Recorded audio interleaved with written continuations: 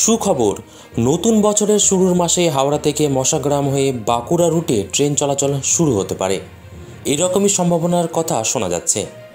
এবার রেলপথে হাওড়া থেকে বাঁকুড়া ও পুরুলিয়ার দূরত্ব কমতে চলেছে। একই ট্রেনে হাওড়া থেকে মশাগ্রাম হয়ে কম সময়েই দুই গন্তব্যে পৌঁছে যাওয়া যাবে। যাত্রীদের জন্য সফর আরও সহজ ও আরামদায়ক হতে চলেছে। বর্তমানে বাঁকুড়া থেকে বর্ধমানের মশাগ্রাম পর্যন্ত ট্রেন চলাচল করে। অন্যদিকে মশাগ্রাম স্টেশনের উপর দিয়ে যায় বর্ধমান হাওড়া লোকাল ট্রেনগুলি। আজকের এক প্রতিবেদন থেকে জানা গেছে, মশাগ্রামে হাওড়া বর্ধমান লাইনের সঙ্গে সংযোগের কাজ শেষ। 4 দিনেই এনআইয়ের কাজ শেষে হাওড়া বাঁকুড়া রেলপথ পুরোপুরি তৈরি, কাজ সম্পূর্ণ। রেলবোর্ডকে বিষয়টি জানিয়েছে রেল। হাওড়ার ডিআরএম সঞ্জীব কুমার বলেন, দেশ জুড়ে ভোটের আবহাওয়া শেষ হলে হাওড়া বাঁকুড়া নতুন ট্রেনের ঘোষণা করবে রেলবোর্ড।